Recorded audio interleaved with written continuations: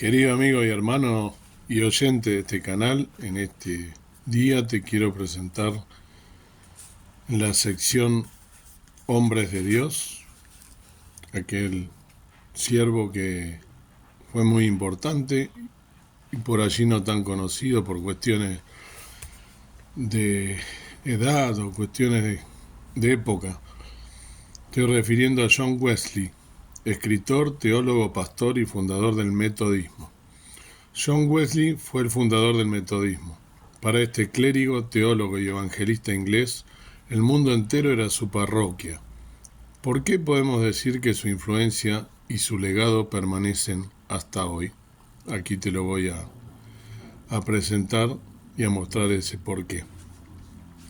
John Wesley fue un hombre excepcional y una de las figuras más importantes de la historia de la Iglesia. Fue un prominente escritor, teólogo y pastor, y se lo conoce como el fundador de una importante denominación cristiana que surgió en el siglo XVIII, llamada metodismo. Hasta el día de hoy son muchas las lecciones que su vida y ministerio dejan para el pueblo de Cristo en todo lugar. Aquí un breve resumen de su vida. ¿Eres cristiano? John Wesley nació el 17 de junio de 1703 en Epworth, Lincolnshire, Inglaterra. Su padre, Samuel, era clérigo y su madre, Susanna, fue maestra de él y sus 18 hermanos. Wesley asistió a Oxford, donde fue ordenado al ministerio anglicano. Allí se unió al Santo Club, Holy Club, fundado por su hermano Charles Wesley, 1707-1788, cuyos miembros hicieron votos para llevar vidas santas, visitar cárceles, orar y leer la Biblia diariamente. A finales de 1735, John Wesley viajó a América a servir como pastor a los colonos británicos en Savannah, Georgia, pero el barco en que viajaba enfrentó una fuerte tormenta. Wesley, quien también era capellán del barco, temió por su vida, pero notó que un grupo de misioneros protestantes moravos, alemanes que no tenían miedo en absoluto. De hecho, durante la tormenta cantaron con alegría. Cuando terminó el viaje, Wesley le preguntó al líder de los moravos por qué tenían tanta calma, ante lo cual respondió con otra pregunta. ¿Eres cristiano? Él respondió que sí, pero luego de reflexionar confesó: me temo que fueron palabras vanas. Wesley quedó confundido por la experiencia, lo cual lo condujo a un periodo de búsqueda espiritual. Su viaje a América fue un fracaso. Cuando intentó imponer la disciplina del Santo Club, la congregación se rebeló y, decepcionado, tuvo que regresar a Inglaterra. Sumado a eso, después de hablar con otro moravo, Wesley concluyó que carecía de fe salvadora. Pero el 24 de mayo de 1738 tuvo una experiencia de conversión que cambió su vida para siempre. Asistió a una reunión en la calle Aldersgate, en Londres, y, durante la lectura del prefacio de Martín Lutero a la epístola a los romanos, Wesley experimentó lo que describió como un extraño calor en el corazón. En su diario escribió: sentí que confiaba en Cristo, solo en Cristo, para la salvación, y se me dio la seguridad de que Él había quitado mis pecados, incluso los míos, y me había salvado de la ley del pecado y de la muerte. En aquel entonces no sabía que se convertiría en una de las figuras más importantes de la historia de la Iglesia y que siglos después se hablaría de su vida de fe. El mundo es mi parroquia, de reuniones sencillas a una nueva denominación. Por la misma época en que Wesley experimentó su conversión, George Whitefield, 1714-1770, ex compañero del Santo Club, estaba teniendo un gran éxito como predicador, especialmente en la ciudad industrial de Bristol. Cientos de pobres de la clase trabajadora, oprimidos por la industrialización y descuidados por la iglesia anglicana, estaban experimentando un encuentro genuino con Cristo bajo su ardiente predicación. Whitefield, quien había conocido a los hermanos Wesley en Oxford, comenzó a necesitar ayuda con su ministerio, así que le pidió a John que lo apoyara. Sin embargo, Wesley desconfiaba de su estilo. Cuestionó la predicación al aire libre, que era revolucionaria en su momento. y se sentía incómodo con las reacciones emocionales de las personas. Pero al final aceptó la propuesta y poco a poco comenzó a tener una mayor influencia e impacto sobre muchos a través de su ministerio. Wesley no tenía la intención de fundar una nueva denominación, pero las circunstancias históricas y su ingenio organizativo conspiraron para que así fuera. Sus seguidores empezaron a reunirse en casas. Cuando los grupos crecieron, Wesley organizó clases, cada una con 11 miembros y un líder. Se reunían semanalmente para orar, leer la Biblia, conversar sobre su espiritualidad y recaudar dinero para obras de caridad. El movimiento creció rápidamente. Aunque Wesley programó su predicación itinerante de tal forma que no se interrumpieron los servicios anglicanos locales, esta causó descontento entre los líderes eclesiásticos. Su respuesta fue: "El mundo es mi parroquia", una frase que se convirtió en lema de los misioneros metodistas. El crecimiento obligó a la naciente denominación a emplear predicadores laicos para responder a la demanda ministerial, aunque sus funciones eran limitadas. En 1787, la Iglesia Anglicana le pidió a John Wesley que registrara a sus predicadores laicos como no anglicanos. Este requerimiento marcó un punto crítico en la relación entre el metodismo y la Iglesia de Inglaterra. La práctica de usar predicadores laicos había comenzado muchos años antes, cuando Wesley se dio cuenta de que para alcanzar a la vasta población que necesitaba el Evangelio, era necesario utilizar a personas comunes, no ordenadas, para predicar y dirigir sociedades metodistas. Estos predicadores laicos fueron fundamentales para la expansión del metodismo, especialmente en áreas rurales y entre la clase trabajadora.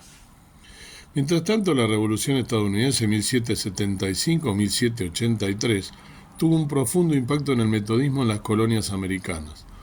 La guerra no solo aisló a los metodistas americanos de sus conexiones anglicanas en Inglaterra, sino que también creó un vacío espiritual, ya que muchos clérigos anglicanos regresaron a Inglaterra o se mantuvieron leales a la corona británica. Esto dejó a los metodistas americanos sin liderazgo clerical. Para resolver esta situación, Wesley tomó una decisión histórica. En 1784, sin la aprobación oficial de la Iglesia de Inglaterra, ordenó a Thomas Cook como superintendente y a Francis Asbury como co-superintendente, con la misión de supervisar y dirigir el metodismo en América. Este acto de ordenación fue un paso crucial hacia la autonomía del metodismo en Estados Unidos y resultó en la formación de la Iglesia Metodista Episcopal en 1784. 3 puntos claves para conocer el impacto del gran despertar en la fe evangélica. Una vida ejemplar. Pero Wesley no fue solo influyente por el metodismo que ayudó a fundar, sino por su vida ejemplar. Se levantaba todos los días a las 4 a.m. y la mayoría de veces predicaba su primer sermón a las 5. Él y sus predicadores itinerantes dividían cada día en 3 partes iguales: 8 horas para dormir y comer, 8 para la meditación, la oración y el estudio, y 8 para predicar, visitar y hacer trabajo social. A lo largo de su vida, Wesley recorrió a caballo alrededor de 400.000 kilómetros en toda clase de climas, de noche y de día, de un extremo a otro de Inglaterra, y en caminos que a menudo eran peligrosos. Durante esos viajes escribió un comentario bíblico, cientos de cartas y un diario en el que hacía anotaciones. También algunos de los 330 libros que se publicaron a lo largo de su vida, como gramáticas de inglés, francés, latín, griego y hebreo. Además, editó libros educativos para sus predicadores y congregaciones. Siempre dijo: "No se puede ser un predicador profundo y tampoco un cristiano cabal sin leer mucho". Así, todo predicador metodista se debía convertir en distribuidor y vendedor de libros, y se esperaba que dominara su contenido. De esta manera, se promovía la lectura en la comunidad. 13 años antes de que se formara un comité de abolición para acabar con el tráfico de esclavos, Wesley publicó su obra Thoughts Upon Slavery, en español, Pensamientos sobre la esclavitud, un tratado gráfico vehemente y penetrante que denunciaba ese comercio. Su influencia sobre William Wilberforce, 1759-1833, un miembro evangélico del Parlamento que encabezó una gran campaña para abolir el tráfico de esclavos, fue muy importante. Wesley siempre aconsejaba: no estés ocioso ni por un momento, no creas mal de nadie, no hables mal de nadie, no te avergüences de nada, excepto del pecado. Sé puntual, entre otras cosas.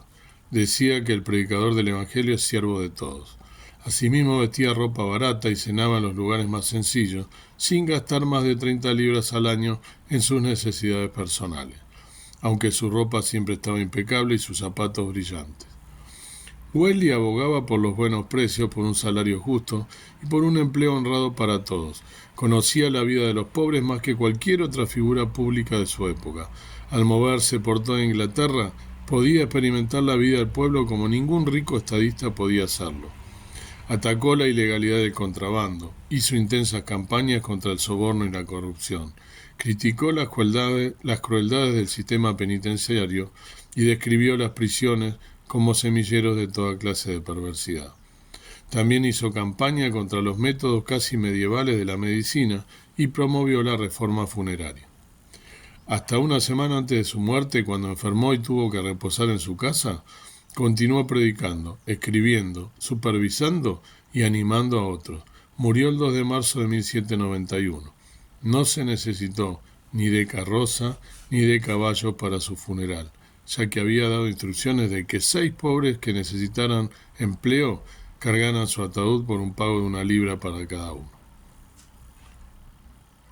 ¿Por qué la conversión de los hermanos Wesley sigue influyendo a la Iglesia, casi 3 siglos después? Su legado. No es exageración decir que en sus últimos años Wesley era la figura pública más respetada y querida en Inglaterra. Su mensaje e influencia, pero sobre todo su vida, marcaron a toda una generación de predicadores y laicos que cambiaron el rumbo de la historia. Sin temor a exagerar, la influencia de este humilde hombre cambió el destino de Inglaterra para siempre.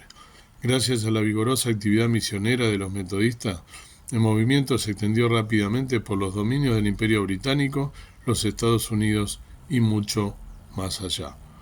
Al interior del movimiento metodista, en la primera mitad del siglo XIX, Bob Palmer, 1807-1874, suscitó el movimiento de santidad, el cual fue posteriormente el vínculo entre el avivamiento wesleyano y el nacimiento del pentecostalismo. Miren ustedes qué interesante, ¿no? La biografía, y qué lindo conocer a estos hermanos que nos precedieron. Qué importante remarcar, ¿no? la vida que tuvo, más allá de su entrega al Señor y de ese clic que le hizo cuando viajaba de Inglaterra hacia aquí, ¿no? Y que fue un fracaso desde el punto de vista de los resultados, pero fue un éxito en cuanto a que le tocó como estos otros hermanos misioneros estaban en una tormenta cantando, ¿no? Como quizá marcando la distancia como lo hizo Pablo en la cárcel, ¿no? Cuando con adversidades un verdadero cristiano te puede mostrar su fe, ¿no? Y así es que cómo lo tocó y cómo él tuvo una vida austera, ¿no? Y cómo realmente fue imponente su obra y sobre todo su entrega y su vida, ¿no? Su vida que no fue una vida próspera, sino todo lo contrario, demostró la austeridad y demostró cómo un siervo del Señor tiene que estar a su servicio, ¿no? Y cómo dividió esa cantidad de horas del día en 3 partes. Varias son las cosas que realmente llaman la atención y que nos tiene que servir a nosotros también como ejemplo. No, como siempre digo, para al hombre elevarlo, sino para que nos sirva a nosotros de ejemplo, para tener también aquellos referentes, conocerlo y sobre todo ver cómo también nosotros, trayéndolo a nuestros días, debemos a veces hacer cosas que más allá de los cambios de tiempo y las distintas épocas se pueden seguir buenos ejemplos. Que el Señor te bendiga entonces y que espero que te haya servido conocer a este hermano tan importante. Amado Dios, Padre Celestial, gracias por este día, gracias por tu amor, tu misericordia, gracias por traer también a nuestro conocimiento este hermano tan importante que nos precedió hace varios siglos y que sin embargo su legado sigue hasta el día de hoy, de una iglesia hermana como la iglesia pentecostal, que fue el antecesor de ellos, la iglesia metodista tan conocida también, que esos hermanos que fueron fieles y que se han movido y que han dejado todo un legado de una vida austera y entregada al Señor Jesús. Que podamos en estos últimos tiempos, donde más que nunca estamos cercanos a la venida del Señor, por todo lo que estamos pasando, que nuestra entrega sea diaria, que podamos leer como también dejó ese legado de la lectura, que podamos entregarte nuestra vida a ti para poder de esa manera serte fieles hasta el día de tu venida. Gracias por todo, perdona mis faltas, dejamos todo en tus manos en el nombre precioso de Cristo, nuestro amado Salvador. Que el Señor te bendiga y puedas entonces meditar en estas cosas y quizás te sirva en lo personal. A eso apunto. Que Dios te bendiga.